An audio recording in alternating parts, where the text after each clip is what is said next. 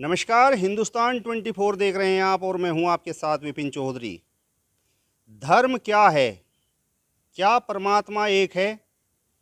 इस प्रकार के तमाम सवाल हमने मंदिरों में जाकर साधु संतों से किए, साध्वी से किए, सिख धर्म के प्रचारक से किए, एक विद्वान मुस्लिम से किए और एक कथावाचक से किए। आज हमारे साथ ब्रह्म कुमारी दीदी मौजूद हैं। इनसे बातचीत करेंगे और इनसे भी जानने का प्रयास करेंगे क्या परमात्मा एक है। बहुत बहुत स्वागत करता हूं दीदी आपका हिंदुस्तान 24 चैनल पर। नमस्ते। नमस्ते जी। नाम क्या है आपका? पहले आप अपना परिचय दे दीजिए। ब्रह्मा कुमारी रानी बहन, सहारनपुर से। ये एक ईश्वरीय विश्वविद्यालय और मैं सहारनपुर सेंटर यहाँ पर सेंटर इंचार्ज के। सबसे पहला सवाल मेरा आपसे यही है, क्या परमात्मा एक है? जी हाँ, हमने बचपन से ही स्कूल में भी पढ़ा, यहाँ तक कि स्कूल की दीवारों पर भी लिखा रहता है, या फिर हम मंदिरों में भी जाते हैं तो मंदिरों में भी लिखा रहता है, परमात्मा एक ही है। क्या परमात्मा को याद करने के लिए मंदिर या फिर मस्जिद, गुरुद्वारा, गिरजाघर, धार्मिक स्थलों की आवश्यकता होती है? धार्मिक स्थानों पर जाने से हमारे मन के वाइब्रेशन उस वातावरण के अनुसार अच्छा बन जाता है। मन के जो थॉट होते हैं वो प्योर पॉजिटिव शुद्ध बन जाते हैं। बाकी भगवान को याद करने के लिए तो मन का स्थिर होना बहुत ज़रूरी है, क्योंकि भगवान में हमें अपने मन को लगाना है। मान लो मैं वहाँ जाती हूँ, जितनी देर मैं मंदिर में हूँ मेरा मन स्थिर है, शांत है, ठीक उसकी सोच हो जाती है। पर मुझे तो सारा दिन मन को शांत रखना है। मेरे मन का जो वाइब्रेशन है हर वक्त मुझे ठीक रखना है। पर हर टाइम मैं मंदिर में, मस्जिद में, गुरुद्वारे में या गिरजाघर में बैठी रहूं, वो तो संभव नहीं हो सकेगा ना। तो इसलिए मन को स्थिर रखने की विधि क्या है कि मन के जो थॉट आते हैं उनको हम चेक करें कि वो थॉट मेरे कैसे हैं। जैसे हम कहते हैं कि मंदिर में जाने से शांति मिलती है। मंदिर में हम जाते हैं तो जूता चप्पल बाहर उतारते हैं, फिर उसके बाद अंदर जाते हैं, जो भी भगवान जी की मूर्ति जिसको हम मानते हैं उनके आगे माथा टेकते हैं और हम कहते हैं हमने भगवान जी के दर्शन किए और खुश होकर घर आ जाते हैं। अब घर आते हैं, घर आके अगर कोई बात हो जाती है तो मन तो फिर डिस्टर्ब हो गया। अभी तो हम भगवान जी से मिल के आए, दर्शन करके आए। तो मंदिर का अर्थ भी क्या है? मन के अंदर। अब मंदिर गए, जूता चप्पल बाहर उतारना मीन्स कि चमड़े को अंदर नहीं लेके जाते। ये हमारी स्किन, तो स्किन को भी अगर हिंदी में बोले तो वो चमड़ा ही कहलाया जाएगा। फिर माथा टेकना, सबके अर्थ हैं आध्यात्मिक। मंदिर माना मन के अंदर जाना। मन के अंदर क्या चल रहा है? हमारे विचार चल रहे हैं, वो मेरे विचार किस तरह के हैं वो मुझे चेक करना है। फिर जूता चप्पल बाहर उतारना, चमड़ा मीन्स इस स्किन को, इस बॉडी को भूलना, बॉडी कॉन्शियस से सोल कॉन्शियस बनना, फोकस करना अपने आप को। सोल हूँ मैं, आत्मा हूँ मैं, एक एनर्जी हूँ मैं, एक शक्ति हूँ मैं, एक पावर हूँ। मस्तक में टिकना का अर्थ है माथा टेकना, क्योंकि मैं यहाँ रहती हूँ। मैं अर्थात सोल, आत्मा, एनर्जी, शक्ति जो इस पूरी बॉडी को कंट्रोल करने वाली हूँ। तो जब मैं मस्तक में टिक जाती हूँ तो मेरा जो कनेक्शन है वो परम पिता परमात्मा के साथ जुड़ जाता है, जिससे शक्तियाँ आती हैं। तो वो तो मैं कहीं पे भी बैठ के कर सकती हूँ। मैं अभी आपसे बातचीत करते हुए भी इस विधि को कर सकती हूँ। सोल कॉन्शियस की स्थिति में स्थित होकर के अपना कनेक्शन या मेडिटेशन परमात्मा पर, अपना कनेक्शन परमात्मा से जोड़ करके वो एनर्जी खुद में भी फील कर सकती हूँ और आसपास फैला भी सकती हूँ। तो वो किसी एक पर्टिकुलर जगह पर बैठने से नहीं, हो सकता। वो किसी भी जगह पर हमारा मन शांत है, काम है, पीसफुल है, तो वही जगह मेरे लिए मंदिर है, वही गुरुद्वारा बन जाएगी, वही मस्जिद, वही गिरजाघर है। अलग अलग धर्मों में परमात्मा के जो नाम हैं, क्या वो सभी एक ही परमात्मा के नाम हैं? जहाँ तक हमारा ख्याल है, जैसे बोलते हैं अलग धर्म की आपने बात की है, अलग धर्म में अगर हिंदू धर्म को हम लेते हैं, एक्चुअल में अगर मैं कहूँ हिंदू धर्म का संस्थापक कौन है, अगर मैं किसी से पूछती हूँ तो शायद जवाब भी अलग अलग आएंगे। सिख धर्म के संस्थापक कौन है तो जवाब एक ही आएगा। मुस्लिम धर्म के संस्थापक कौन है, जवाब एक आएगा। क्रिश्चियन धर्म के संस्थापक कौन है, क्राइस्ट, जवाब एक ही आएगा। पर हिंदू धर्म के संस्थापक कौन है?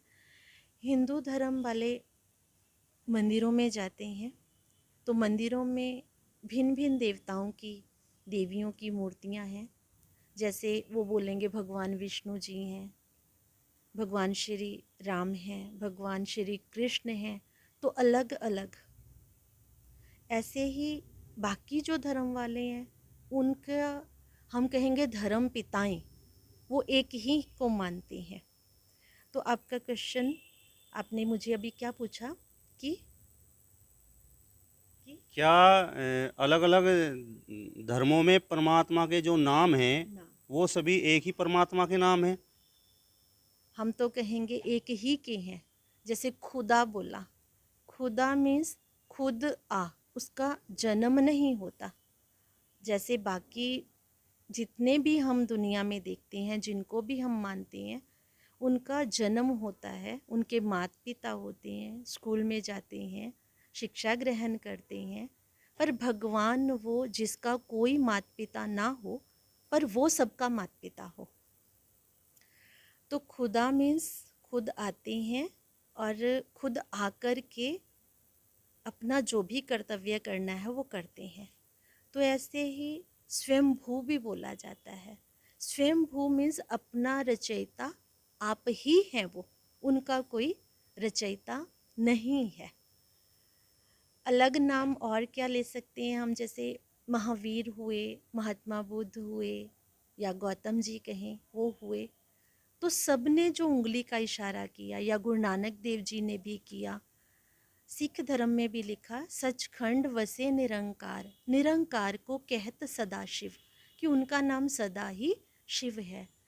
दुनिया में अगर हम किसी भी मंदिर में भी जाते हैं, वो मंदिर चाहे राधे कृष्ण के हैं या लक्ष्मी नारायण के हैं या श्री रामचंद्र जी, सीता जी, किसी के भी मंदिर हैं, हनुमान जी, गणेश जी, आपको कोई भी मंदिर ऐसा नहीं मिलेगा जिस मंदिर में शिवलिंग ना हो। तो वो एक का ही प्रतीक है। उंगली का इशारा भी हर धर्म पिताओं ने ऊपर की तरफ किया कि वो परमात्मा एक है। ऊपर की तरफ इशारा माना वो इस सृष्टि पर यहाँ नहीं है, हमारे मुआफिक नहीं रहते, वो ऊपर रहते हैं।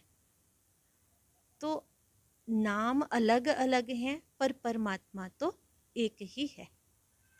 क्या ईश्वर के अलावा किसी और के सामने सिर झुकाना, सजदा करना सही है?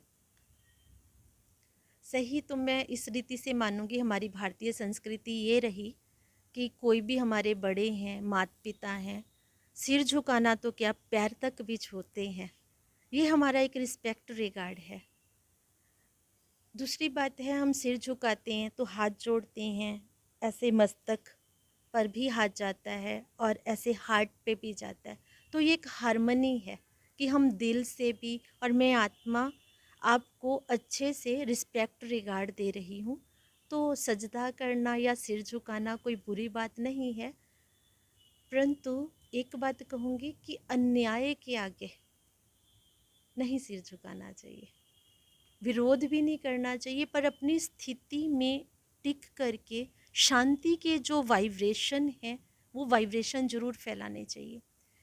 हम जब भी किसी व्यक्ति से बात करते हैं, हमारी बात का प्रभाव जो है वो हमारे वाइब्रेशन के अकॉर्डिंग पड़ता है।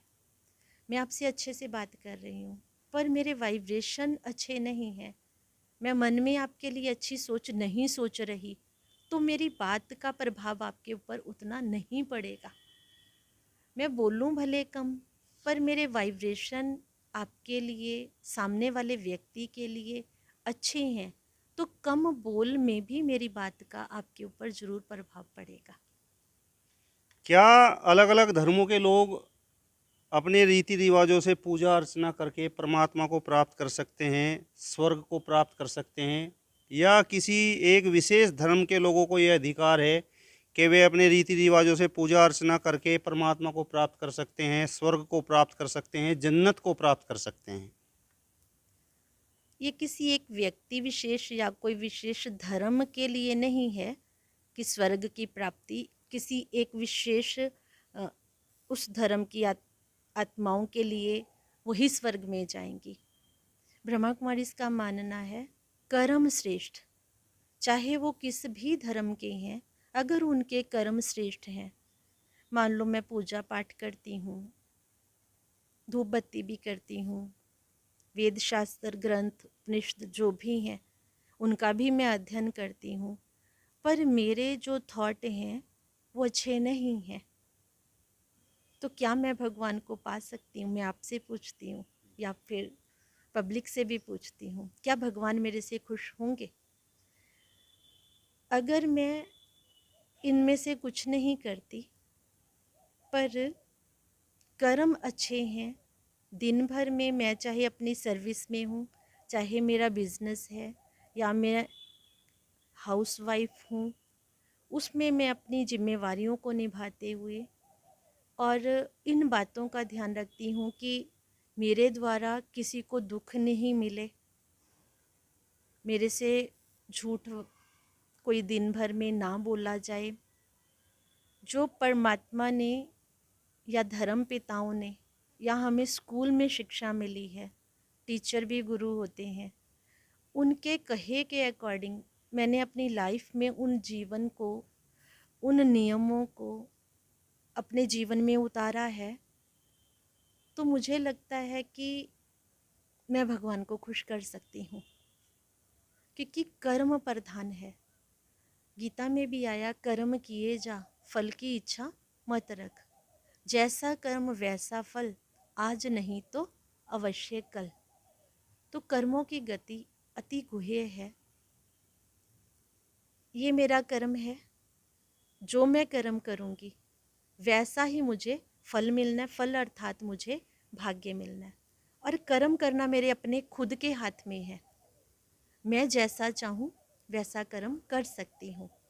तो अपने कर्मों के आधार पर ही मैं स्वर्ग या नरक की अधिकारी बनूंगी, ना कि कोई विशेष पूजा पाठ या कुछ भी ऐसा करने से। आपने बताया परमात्मा एक है, जी। तो फिर यहाँ इस धरती पर कहीं मंदिर है तो कहीं मस्जिद है, कहीं गिरजाघर है तो कहीं गुरुद्वारा है, कहीं अल्लाह है, कहीं गॉड है, कहीं वाहे गुरु है, और कहीं श्री राम है, कहीं शिव शंकर भगवान है। एक ही है। अगर हम देखें तो ये सब भी तो किसी न किसी रूप में उस निराकार को ही मानते हैं। जिन भी धर्म पिताओं को हम अगर देखें, बुद्धि में अभी एक पिक्चर लेकर के आए, मान लो क्राइस्ट हमारी बुद्धि में आते हैं, तो उन्होंने बोला God is light, I am the son of God, not a God. तो उंगली का इशारा, वही मैं पहले की तरह ही बात करूँगी, उंगली का इशारा ऊपर है। मैं उस गॉड फादर का बच्चा हूँ। गॉड के साथ फादर शब्द, वो मेरा पिता है, मैं बच्चा हूँ। जब वो खुद कह रहे हैं कि मैं उनका बच्चा हूँ, तो बाकी सारे भी उसके बच्चे ही हुए, बाकी सब भी उसकी संतान ही हुए। अगर गुरु नानक देव जी की भी बात करते हैं तो वो भी बोला, सचखंड वसे निरंकार, निरंकार को कहत सदा शिव। गुरु गोबिंद सिंह जी ने भी वरदान मांगा तो मांगा देह शिवा वर मोहे है। उन्होंने ये नहीं कहा दे गुरु नानक वर मोहे है, तो शिव से ही वरदान मांगा। वही बात फिर से कहूँगी, हर मंदिर, हिंदू धर्म वाले मंदिर में ही जाते हैं, मंदिर में वो निराकार की ही मूर्ति है। निराकार की मूर्ति में भी वो इतना बड़ा जो शिवलिंग बनाते हैं, वो एक्चुअल में परमात्मा इतना बड़ा नहीं है। परमात्मा तो एक पॉइंट ऑफ लाइट है, एक लाइट है, लाइट, एक रोशनी। हर तरफ से अगर हम लोग देखते हैं या धर्म पिताओं का बारे में भी सोचते हैं, उनका आंखें जो होती हैं वो ध्यान जो होता है वो ऊपर लगा हुआ रहता है। आपने शंकर जी की भी बात की, वो 24 घंटे कैलाश पर्वत पर तपस्या में मग्न रहते हैं, तो ज़रूर उनसे भी ऊंच कोई है जिनका वो ध्यान करते हैं।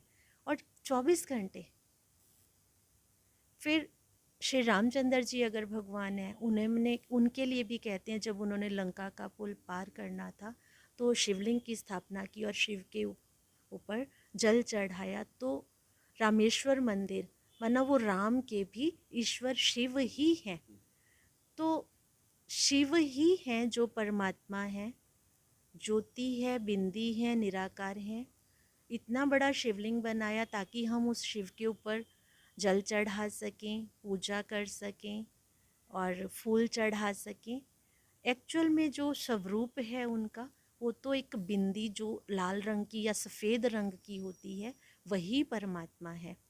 और बाकी सबके माता पिता हैं, बाकी सब ने शिक्षा भी ली है, पर जो वो बिंदी स्वरूप, लाइट स्वरूप हैं, उनका कोई माता पिता नहीं है। सर्व धर्म की आत्माएं जिसको मानती हैं, वही एक भगवान निराकार परमात्मा शिव है। दीदी, हमने मंदिरों में साधु संतों से बात की, जी सिख धर्म के प्रचारक से भी बात की, जी। एक विद्वान मुस्लिम से भी हमने बात की, हाँ जी। एक कथावाचक से भी बात की, हाँ जी। और आज आपसे भी बात की। जी आप सभी का कहना है कि परमात्मा एक है। जी। तो फिर मंदिर, मस्जिद, गिरजाघर, गुरुद्वारे और धर्म के नाम पर ये लड़ाई क्यों है? उस पिता को भूलने से लड़ाई हो रही है। आज घर में भी, लौकिक में भी देखते हैं, एक परिवार में भी हम देखते हैं। मान लो घर का पिता जो मुखिया है, धुरी है, जब वो शरीर छोड़ देते हैं, उस घर की भी हालत कैसी हो जाती है, समझ सकते हैं, सभी समझ सकते हैं। तो जब हम उस परम पिता परमात्मा को भूल के अपने आप को ये देह के धर्मों के साथ जोड़ दिया, तो फिर लड़ाई का ये कारण बने। अगर हम आज भी कहें, कहते हम सभी हैं, हिंदू, मुस्लिम, सिख, ईसाई, आपस में सब भाई भाई, पर आज इस कली काल में या कलयुग में सगा भाई भी अपने भाई को भाई मानने के लिए बहुत बार तैयार नहीं होता। तो वो हम अगर वही आत्मिक नाते से देखते हैं, मैं देह के धर्म को छोड़ दूँ, मैं सिख धर्म से हूँ या मैं ईसाई धर्म से हूँ या मैं हिंदू धर्म से हूँ, उसको छोड़ दूँ, देह के धर्म को छोड़ के अगर हम लोग सिर्फ उस सोल के बारे में, एनर्जी पावर के बारे में या आत्मा के बारे में सोचते हैं, तो हिंदुओं में भी वही आत्मा है, मुस्लिम में भी वही आत्मा है, सिखों में भी, ईसाइयों में भी वही आत्मा है। तो उस आत्मिक नाते से हम सब आत्माएं भाई भाई हैं, उस एक परम पिता परमात्मा की ही संतान है। हम सब आत्माएं हैं। आत्माएं बहुत होती हैं, परमात्माएं शब्द हमने कभी नहीं सुना। वो शब्द ही शो करता है वो एक है, परम है। हम आत्माएं हैं, वो परम है, वो ऊंच है, श्रेष्ठ है। हमारी डिग्रीज डाउन होती जाती हैं, उसकी डिग्री कभी भी डाउन नहीं होती। डिग्री मीन्स एनर्जी, उसकी पावर कभी भी डाउन नहीं होती। हम अच्छे व्यक्तियों के संग में रहते हैं तो हमारी डिग्री, हमारी पावर बढ़ जाती है। जैसे ही हम बाहरी किसी और संग में आते हैं तो हमारी डिग्री धीरे धीरे जैसे डिप्लीट होनी शुरू हो जाती है, एनर्जी जो होती है वो धीरे धीरे कम होनी शुरू हो जाती है। तो वो एक ही है, सब धर्म की आत्माएं उस एक को ही मानती हैं। चलिए दीदी, बहुत बहुत धन्यवाद, आपने अपना कीमती समय हमें दिया। Thank you. बाकी आप सब दर्शकों को भी से भी अनुरोध है, ब्रह्मा कुमारी इसका एक पीस ऑफ माइंड चैनल है, आप देख सकते हैं उसमें, क्योंकि आज हर इंसान के मन में शांति नहीं है और शांति हम बाहर ढूंढते हैं। अगर हम अपने मन में अर्थात यहाँ स्वरूप में टिक जाएं, आत्मिक स्वरूप में टिक जाएं, तो शांति तो हमारे गले का हार है। जैसे रानी की वो कहानी सुनाते हैं, रानी का हार नहीं मिल रहा था, स्कूल में हमने अपने लेसन में पढ़ी है, स्टूडेंट लाइफ में। पूरे शहर में ढिंडोरा पिटवा दिया उसने, रानी के गले का हार गुम हो गया, ढूंढो कहाँ है रानी के गले का हार। तो उनकी एक दासी आती है, वो बोलती है रानी जी वो तो आपके गले में ही है। तो ऐसे हम आज शांति बाहर ढूंढ रहे हैं, जबकि वो शांति हमें अपने आत्मिक स्वरूप में टिकने से ही मिलेगी। तो आत्मा के स्वरूप में अगर टिक जाते हैं, आत्मा का स्वरूप है ही शांति। हम लोग जो बोलते हैं ओम शांति, तो ओम अर्थात मैं। ओम के 101 अर्थ भी हैं, कोई बोलते हैं 1000 भी अर्थ हैं। तो ओम शांति मना मैं कौन हूँ? आत्मा। मैं आत्मा शांत स्वरूप हूँ। सब धर्म में टिकने से ही शांति मिलती है। ओम शांति। चलिए, ब्रह्म कुमारी दीदी को आपने सुना। फिलहाल इस वीडियो में बस इतना ही। अगली वीडियो में फिर आपसे मुलाकात होगी, तब तक बने रहिए हिंदुस्तान 24 के साथ। नमस्कार।